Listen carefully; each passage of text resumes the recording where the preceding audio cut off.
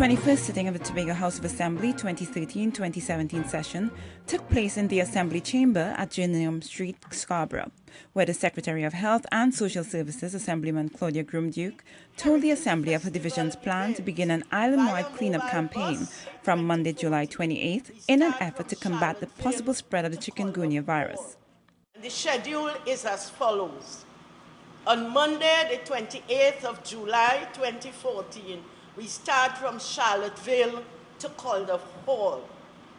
On Thursday, the 31st of July 2014, we start from Lansemy to Scarborough, inclusive of Mount Thomas, Lecoteau, Arnesville, Mount Grace, Idlewild, Glen Road, Pump Mill, and Darrell Spring. On Tuesday, August the 5th, 2014, we start from Bonaccord to Lower Scarborough and Sherburne, Plymouth and Crown Point, Plymouth, Whim, inclusive of Bucko, Bethel, Blackrock, Patience Hill, Signal Hill, and Spring Garden. And so surveillance at ports of entry for persons displaying symptoms of the chikungunya virus will continue during this peak season. Following Mrs. Groom-Duke's statement to the Assembly, the Assistant Secretary for Community Development and Culture, Ansel Dennis, moved a motion standing in his name that the Assembly support initiatives of the Division of Community Development and Culture in devising strategies and structures that will enable communities to make optimum use of their community facilities. Mr. Presiding Officer, I think this motion is a very timely and important one, especially as we here in Tobago pursue this all-important matter of internal self-government. I think this motion coming to this House at this time demonstrates that this particular administration is serious when it comes to the involvement of communities in their development. And it demonstrates also our seriousness and our commitment to democracy on the island of Tobago. And the first part of the motion, Mr. Presiding Officer, allow me to read it. Whereas the Tobago House of Assembly would have made significant investments in the provision of community facilities throughout the island. And Mr. Presiding Officer, I want us to really, as Tobagonians, reflect on what transpired in Tobago over the last 12 or so years. Because oftentimes we hear, especially around election times, that this administration over the last 12 years did nothing. But when you look around the various communities, Mr. Presiding Officer, you will recognize that a significant amount of development where community centers, playing fields, parks, tennis courts, etc., took place on this island over the last 12 years especially. And I want to use three communities as examples. First of all, Bucko. When you look at the situation in Bucko, Mr. Presiding Officer, you will recognize that there is a community center. You will recognize that there is an integrated facility. You will recognize that there is also a playing field, a tennis court, and even a health center. When you look at Mount Pleasant, Mr. Presiding Officer, you will recognize that there is a state-of-the-art pavilion, a Y zone, a community center, a tennis court again. When you look right next door to Calder Hall, you will recognize that there is a playing field, a Y zone, a community center, and one of the best parks on the island. And therefore, Mr. Presiding Officer, I want to suggest that the people of Tobago really have no excuse in terms of achieving personal development, because the infrastructure has been provided. This Assembly have done significantly well when it came to, infrastructural development on the island. In 2005, this Assembly established the Argyle Community Center at a cost of $2.3 million. In 2013, we established the Betsy Hope Multipurpose Community Facility at a cost of $6.8 million. In 2007, under the same P&M administration, the Bloody Bay Community Center was established at a cost of $700,000 TT. Buku multipurpose facility delivered in 2010 at a cost of $5.3 million. Glamorgan in 2006, $3 million. Golden Lane multipurpose facility in 2005, $3.1 million. John Dial, 2012, $5 million, Mr. Presiding Officer. Palatovier Community Center, $6.9 million.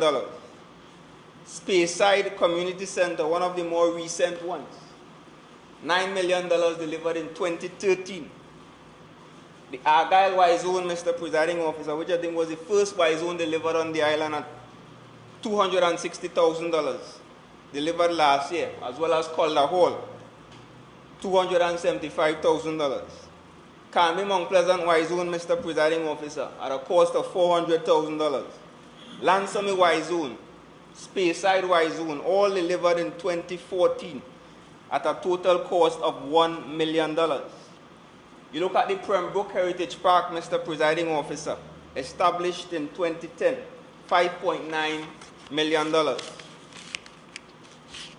Mr. Presiding Officer, a total of $54 million was spent on building new community centers in Tobago over the last 10 or so years. And I think this administration has done significantly well in terms of building community centers.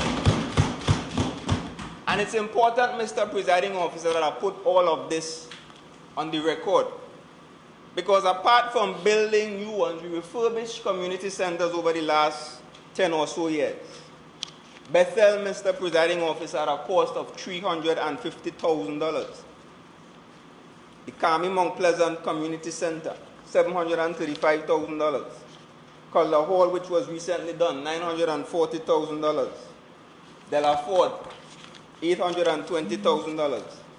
Glamorgan Community Center, $450,000. Glen Road, $1.1 million. Goodwood, $475,000.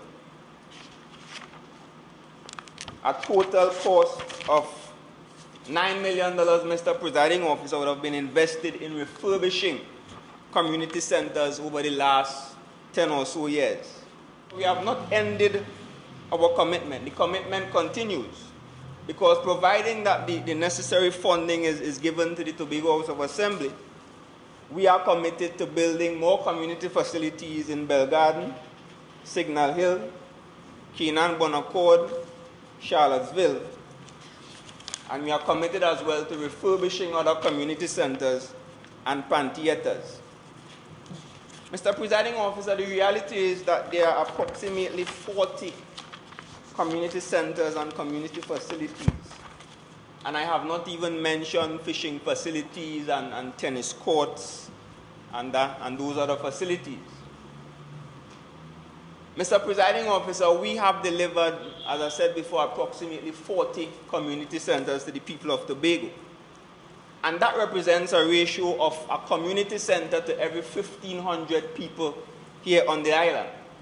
And this means that this administration would have outperformed probably every single administration in the Caribbean.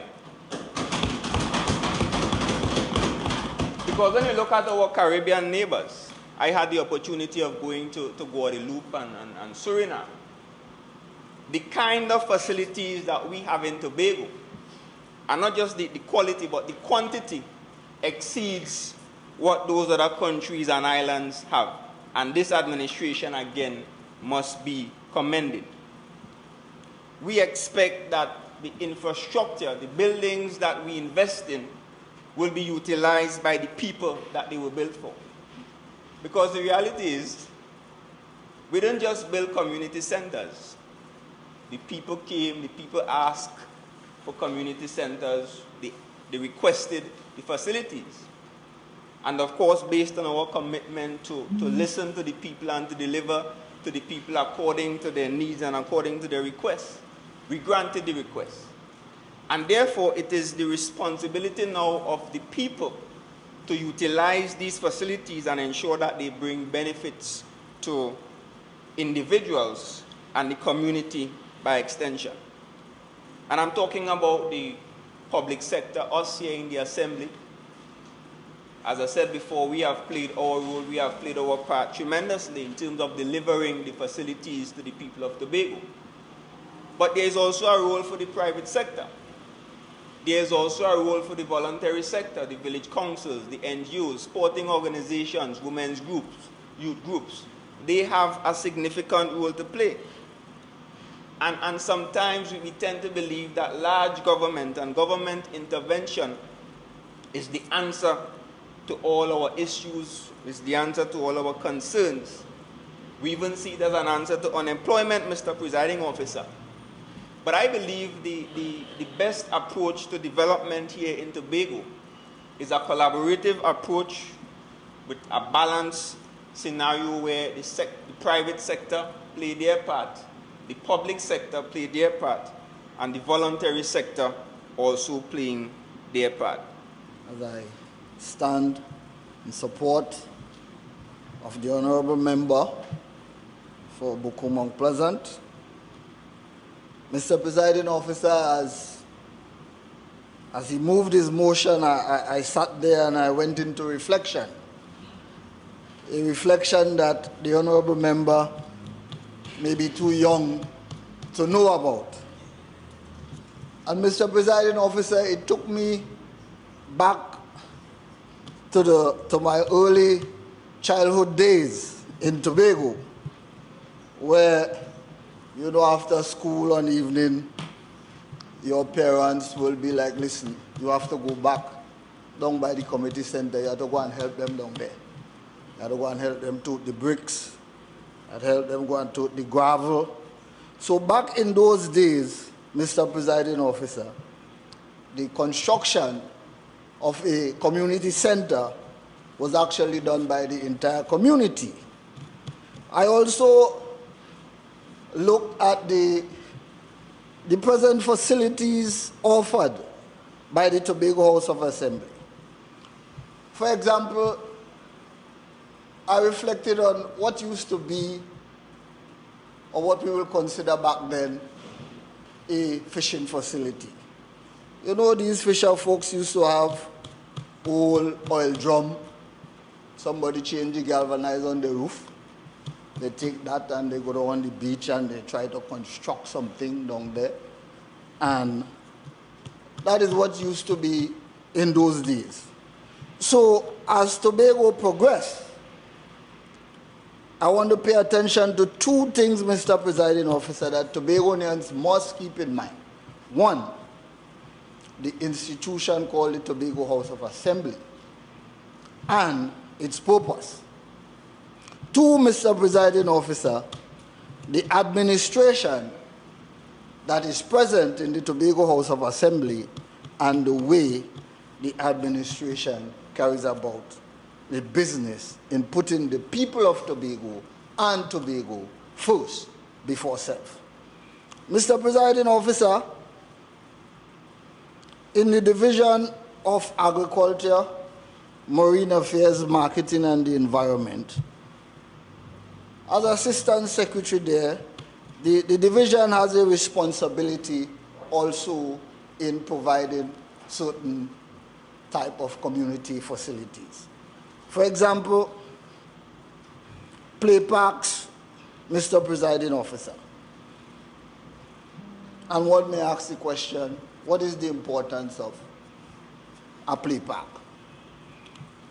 Mr. Presiding Officer, if we look back, I remember there was a time when, you know, your parents used to tell you, I find you too skinny, I had to get some more food. Mr. Presiding Officer, the trend these days are that parents are saying to children, you're too fat and lazy, go and play. That's the reality. So the whole concept, Mr. Presiding Officer, of these play parks is that we must have now our children going outside there, being engaged in outdoor activities, which will also have the parent playing that important role also of going out there and supervise the children. Mr. Presiding Officer, we know that, if you're walking on the streets now, you have to be very careful because everybody's head is on a phone and, we're going like that. At home, the same thing. So it is very important that we understand the purpose. The Tobago House of Assembly is not just putting up a facility to say, well, all right, we build a facility. We spend some money on a facility. We build some play parks.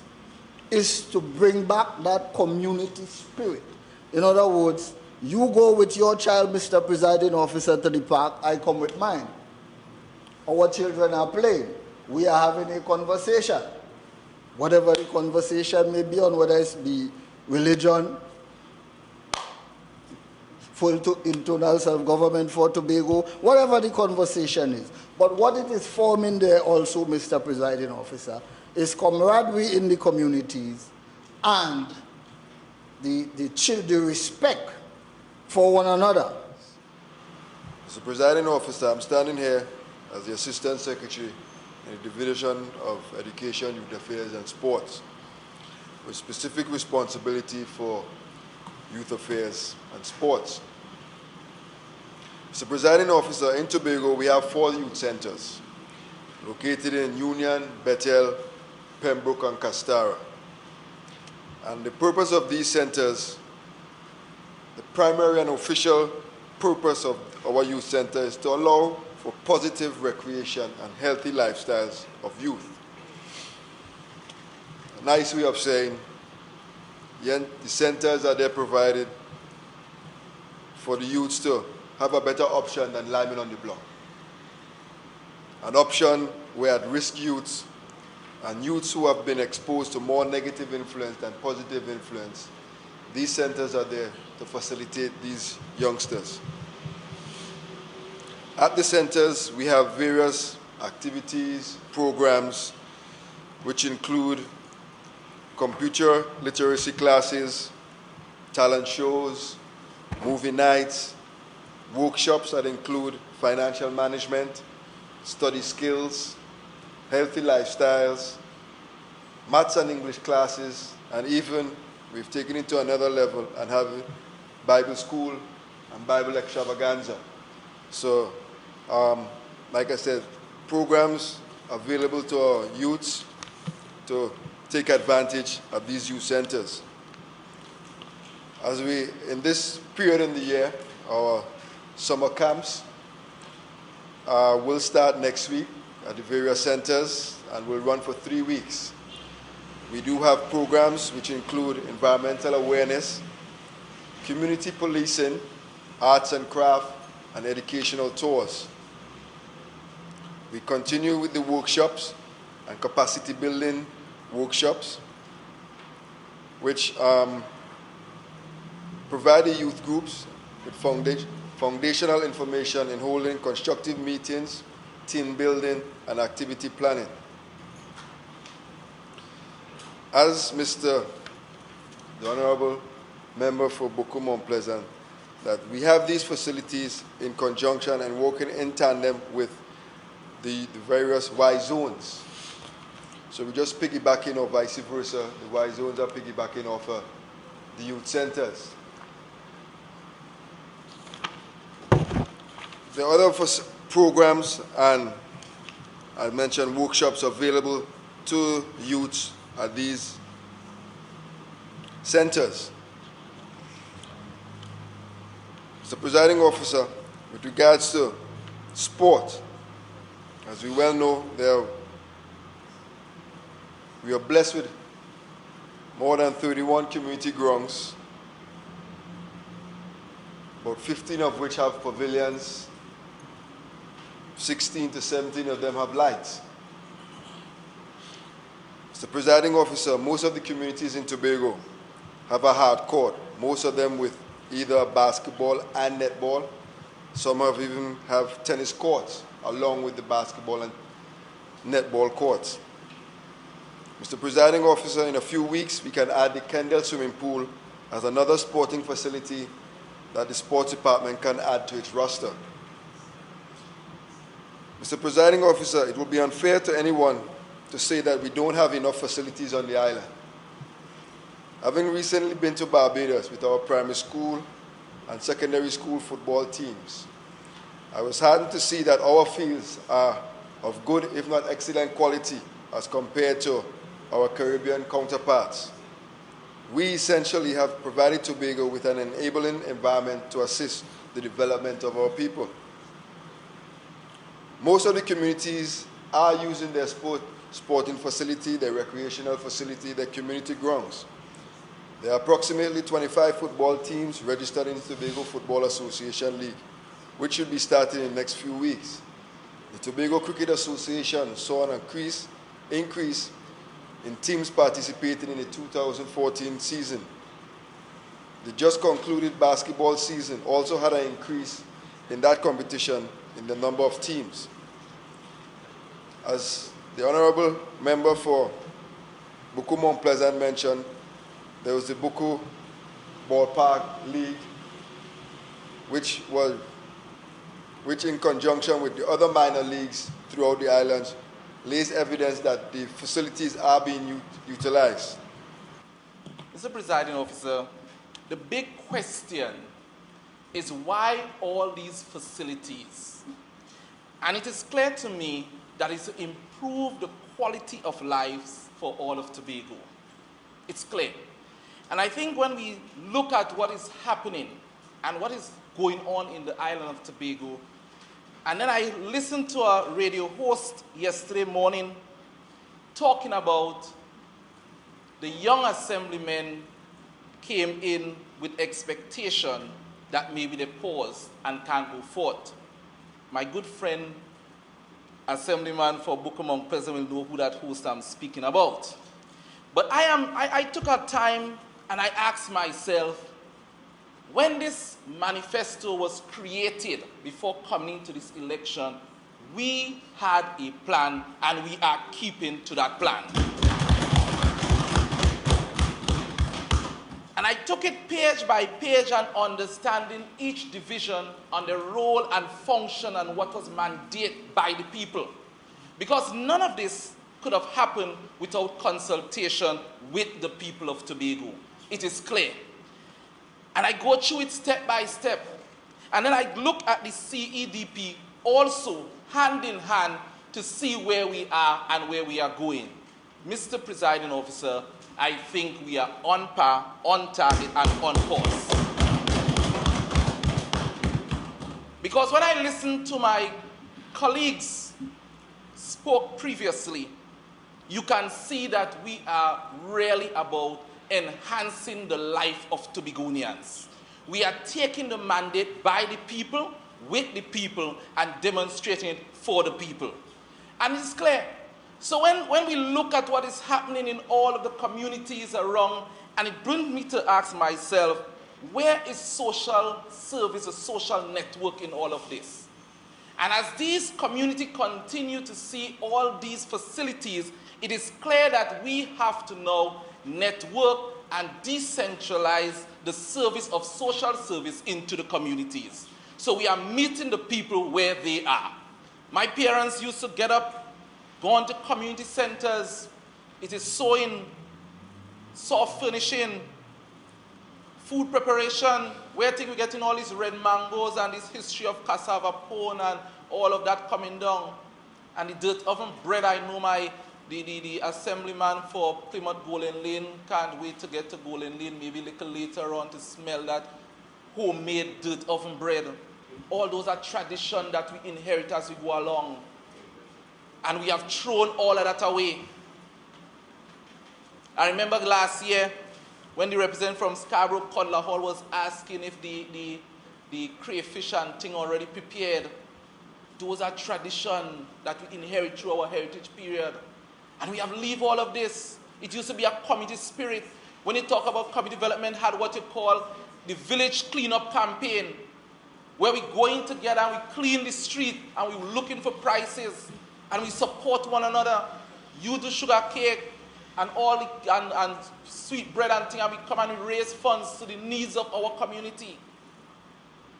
No point in time our community will do anything without coming to the village council, where we sit and dialogue and come up with reasonable answers to make sure that our community is taken care of. There are some will come because they want some water in the area, light poles in the area. It was through the community, people coming together and looking out for one another and ensuring that these things happen.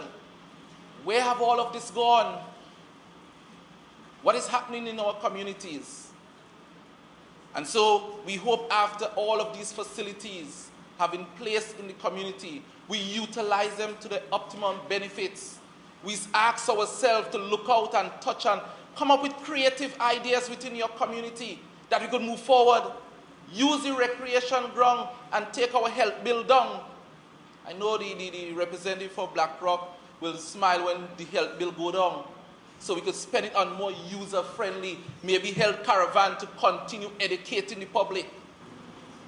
In ending, I want to again congratulate this administration for the work that it would have done over the last few years to establish the kind of development that we have in Tobago presently.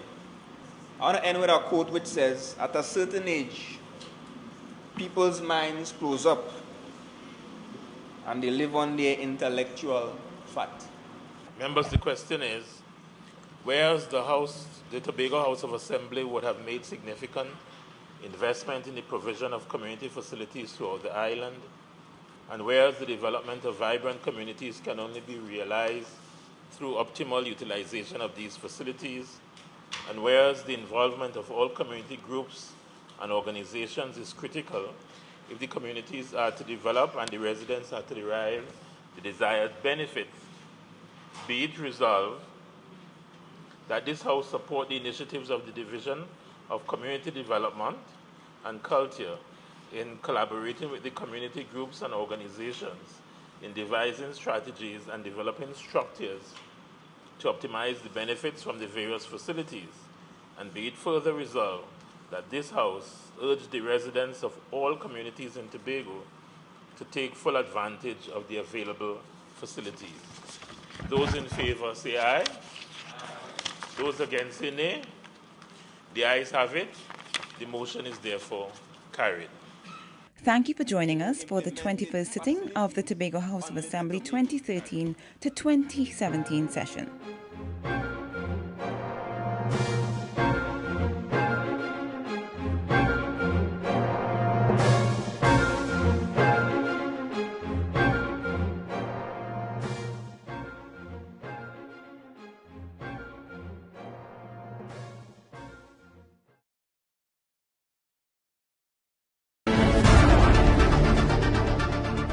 Well, the Tobago law is supposed to be dealt with personally. We have resources here that we can use. They need to consider all the concerns of Tobagonians and make sure that is embedded in the Act. It's a serious thing. Full autonomy for Tobago. When they put the both islands together, 1899, they said the island of Tobago with its boundaries and its sovereignty. Autonomy in the sense that we must be able to control our true sea space. Everybody had to be involved.